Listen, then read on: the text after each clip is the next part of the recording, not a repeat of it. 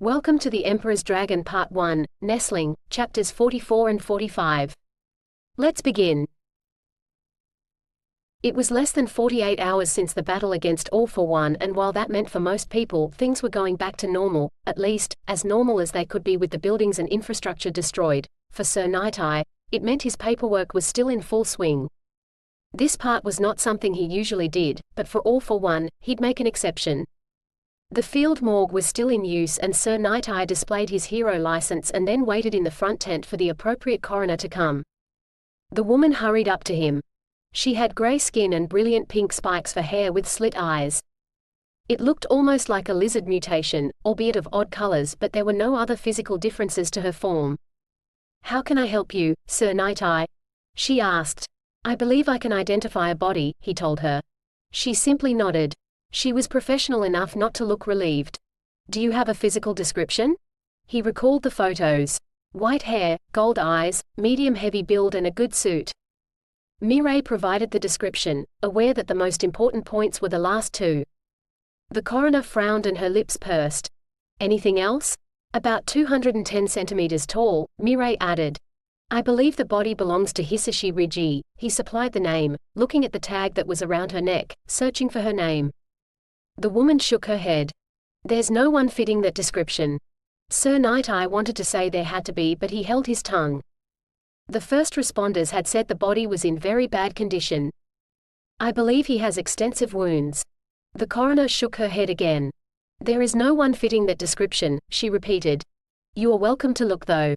He frowned, but nodded. The woman moved to the desk and pulled out a guest pass. She handed it to him, and Mireille finally got a look at her name. There was nothing suspicious about it. "Anki Shono."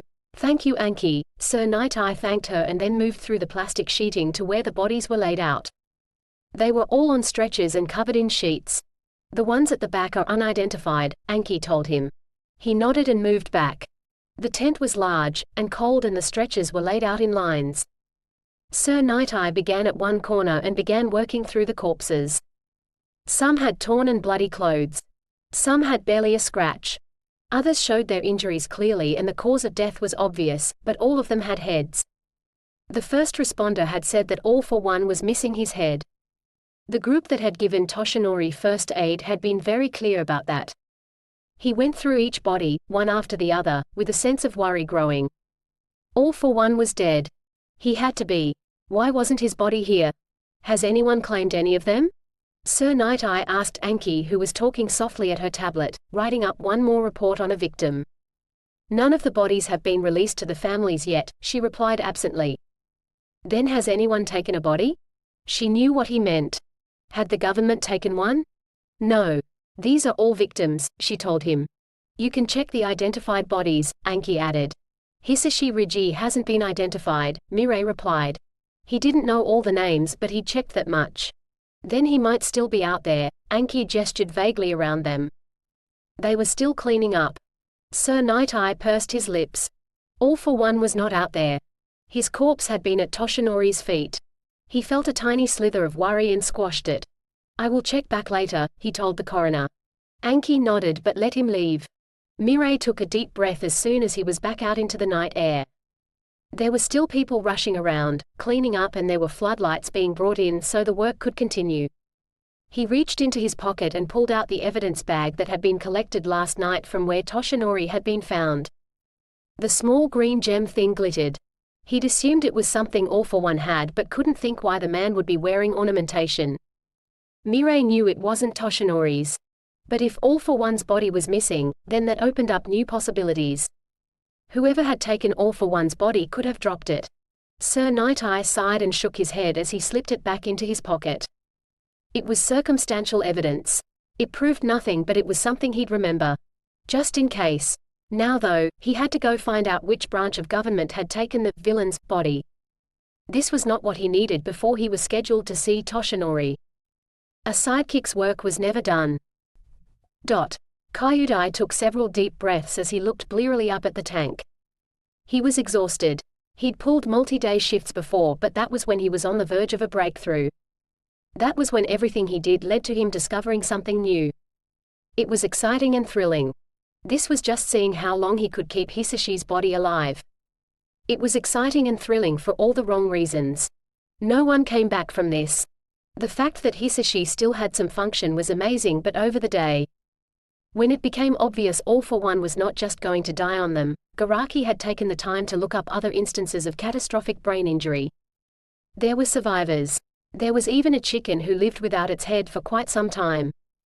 There were just no records of anyone, or anything being properly functional after such injuries. Sure, some people had lived through brain injuries, very bad ones, but they still had a frontal lobe, parietal lobe, intact occipital lobe and temporal lobe.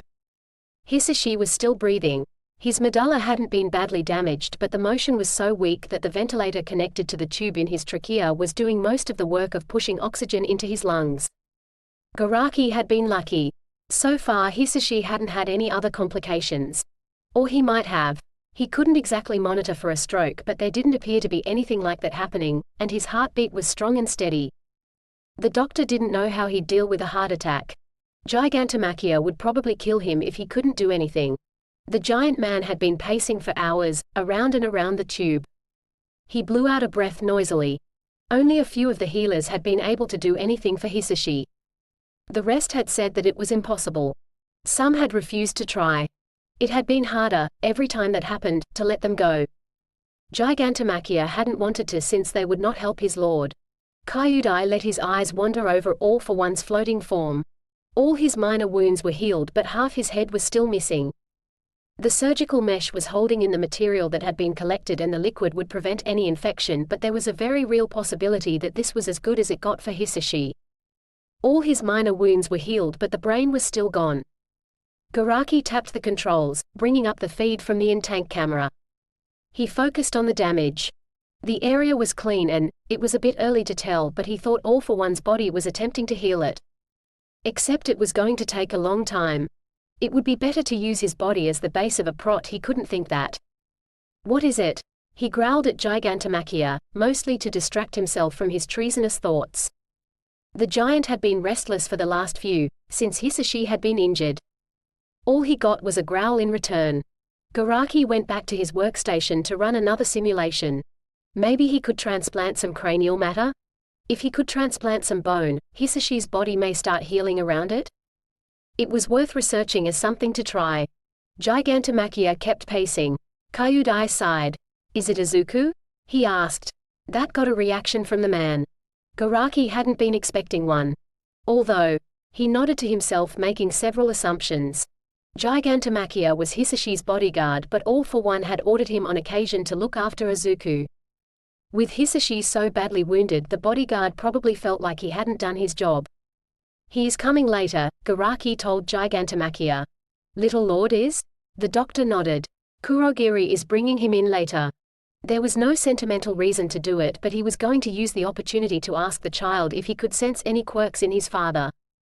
If there were none, then perhaps it would be better to let Hisashi's body die. If Izuku suggested that. No, Izuku would not accept that.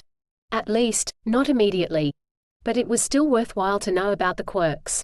He stays. Gigantomachia growled. Who? Little Lord stays. Gigantomachia told him. Izuku doesn't live here, Kyudai pointed out. He stays. Garaki was too tired to argue. Izuku could handle this.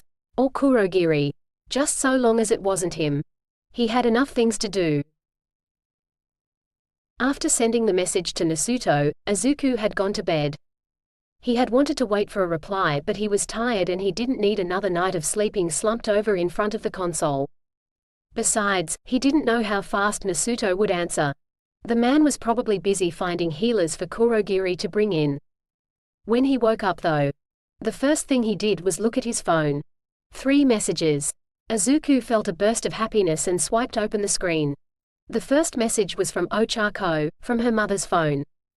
The second was from Himiko and the third was from Hitoshi. Nothing from Nasuto. Izuku felt his joy fade and then he felt guilty. He should be thankful his friends were messaging him. Except he really wanted to hear from Nasuto. He tapped Ochako's message. Little dragon, are you okay? You haven't been to school and I heard the teachers say no one had called in for you.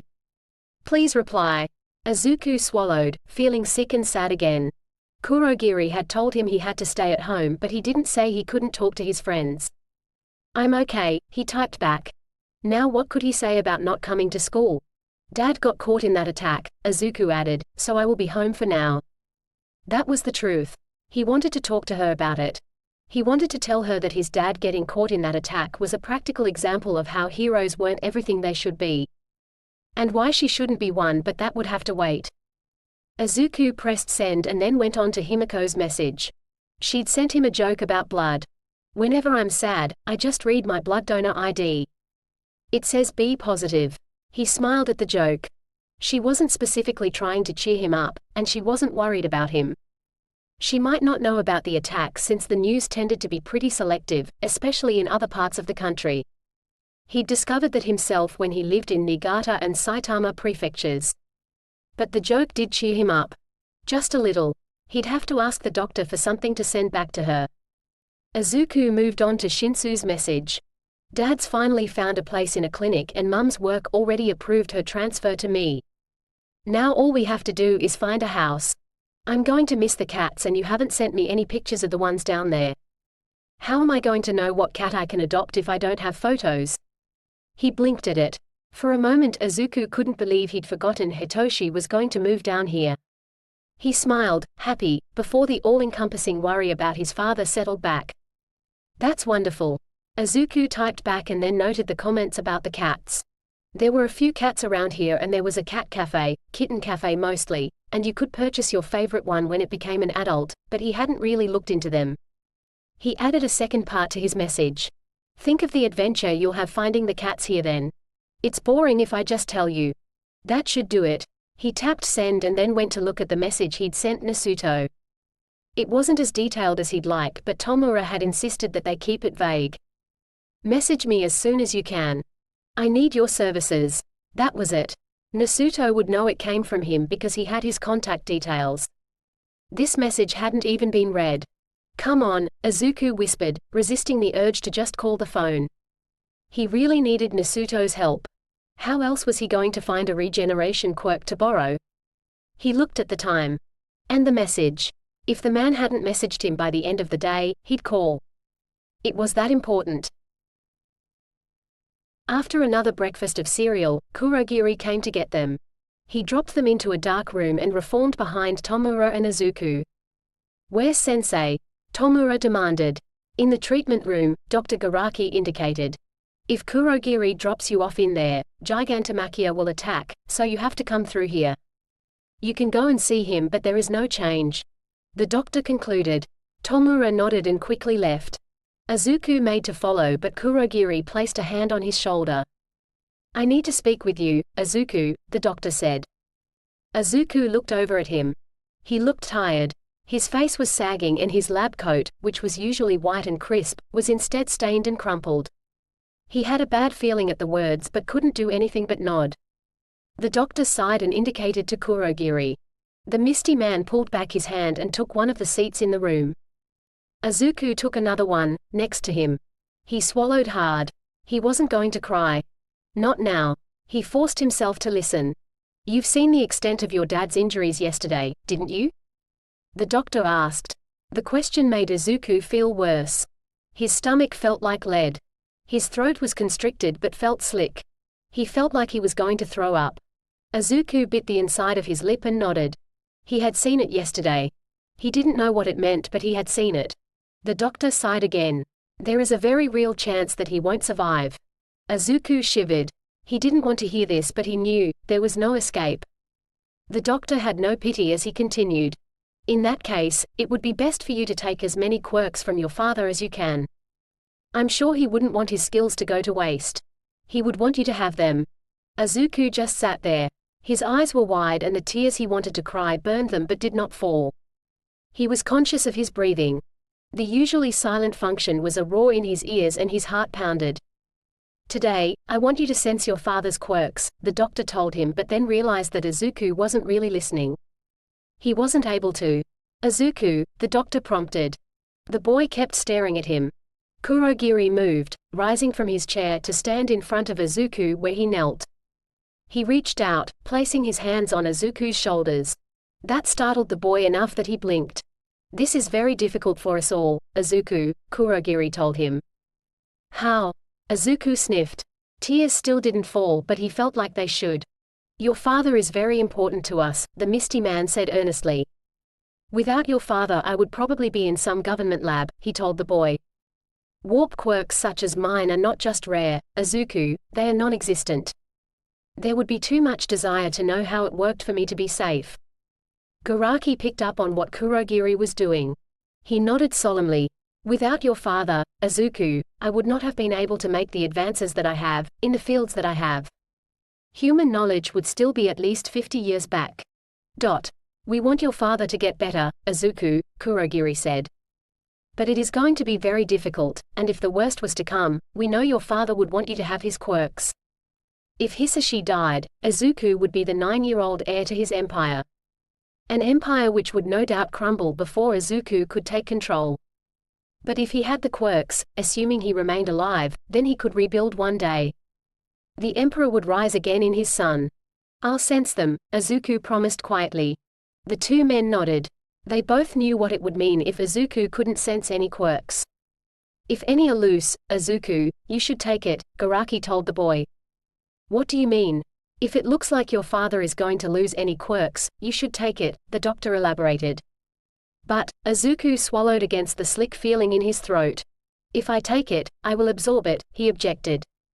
I know your father would prefer you to have the quirk than for it to be permanently lost, Kurogiri replied before the doctor could. Even after he wakes up, the Misty Man added. Izuku thought about that for a moment before he nodded. Come along now, Dr. Garaki said, rising. Izuku got up and walked with him to the door Tomura had gone through earlier. The room beyond was still dark, illuminated by the light from the tube. Gigantomachia was standing beside the tube, glaring at Tomura, but Izuku didn't really notice that. He saw that the blood that had been on the control buttons was gone. That was something. It actually made him feel better. He braced himself and then looked up. His father was still hanging in the liquid. A breathing mask was over what was left of his face and there were still lots of sensors on him. There were 2 straps under his arms, supporting him. Modesty was kept by a pair of pants, but despite that Izuku could see that his dad was in excellent physical condition. The only major wound now was his head. Little Lord. Gigantomachia greeted him but didn't move. Izuku came forward and the instant he was in range. The giant scooped him up. There was nothing playful about the motion. It was purely protective and the huge man growled at the others. It's okay. Izuku said. Gigantomachia stopped growling but didn't let him down. What can you sense? Dr. Garaki asked. He sat at a desk that was against the far wall. It was close enough that he could monitor Hisashi but far enough that Gigantomachia could stand guard. What's he sensing? Tomura demanded. Sensei's quirks, Kurogiri answered. Izuku turned towards his dad and extended his senses. He could feel the quirks in Gigantomachia. And he could feel Tomura's grey quirk, it was near Kurogiri. The doctor's quirk was an odd color, almost faded, but the man was old. Only after he felt them all did Izuku force himself to pay attention to the tube. No one had said it, but they all knew that if he sensed nothing, if there were no quirks there then. He didn't want to think about it. A smile immediately burst across his features. Izuku didn't say anything but he could feel that there was relief in the room. There's more than one, he reported. When Izuku looked at his dad he could tell there was more than one quirk. He'd never bothered to count how many before. They were all tightly gathered within his father, orbiting something he couldn't see but knew had to look like his quirk. Can you tell if there are fewer than before? Tomura asked. The green-haired boy shook his head. He really couldn't tell. Are any loose? Some weren't orbiting as tightly as they could have been. Maybe, Izuku replied. Dr. Garaki and Kurogiri shared a look. Do you think you can remember enough to check later and know if one was gone or if anything has changed?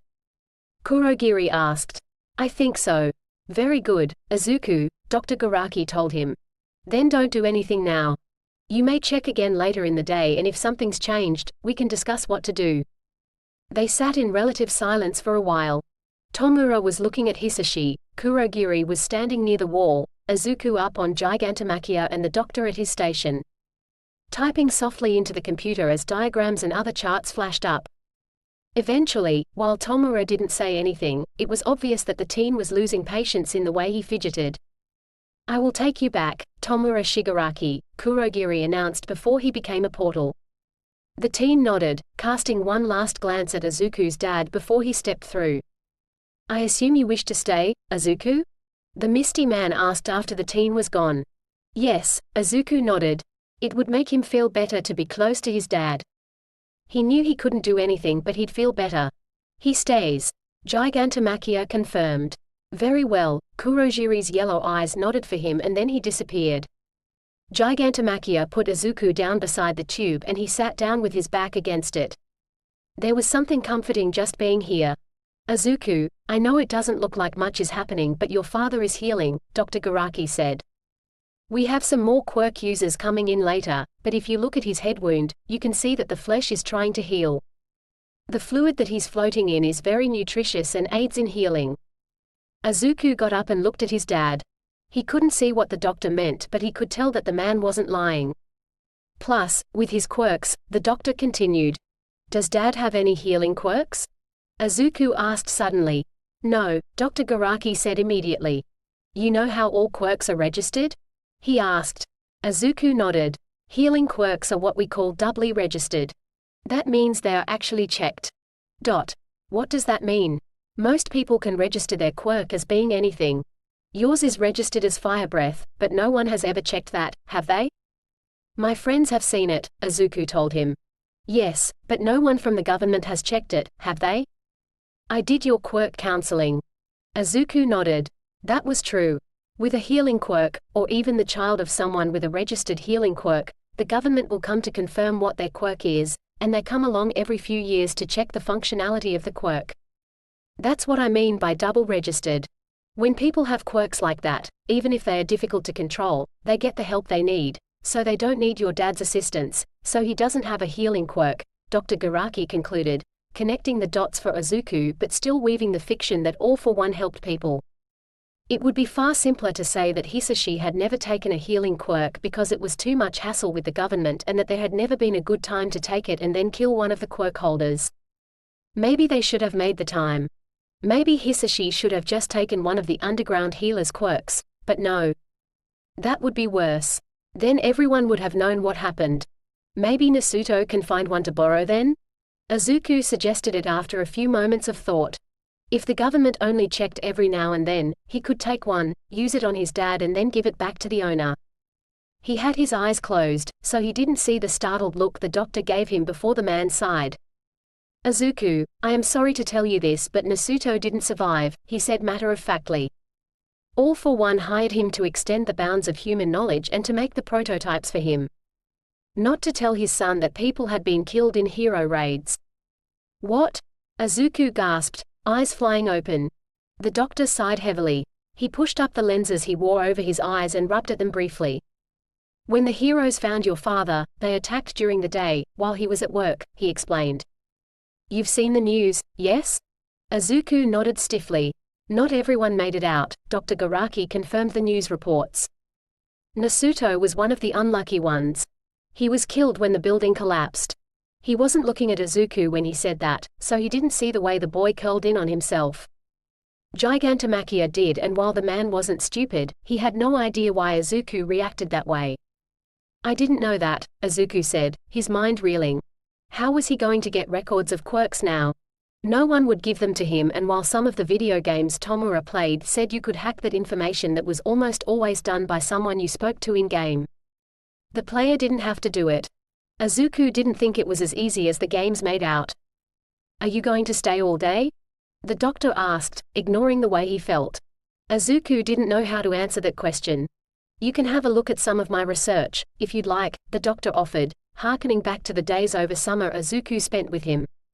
Those had been fun, discussing quirks and what could happen with them in combination. He nodded. It was better than feeling sick and powerless.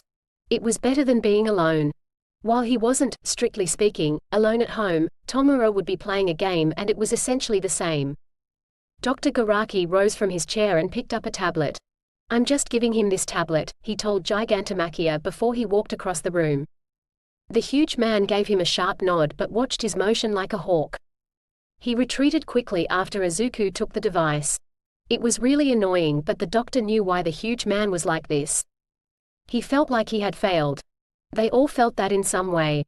Except maybe Izuku and Tomura. They really hadn't had anything to do with the situation, except to bear witness to the damage on Hisashi's body. He went back to his monitoring station. That was all he could do, for now. End chapters 44 and 45, The Emperor's Dragon, Nestling. Thank you for listening. Join me again to listen to the next chapters.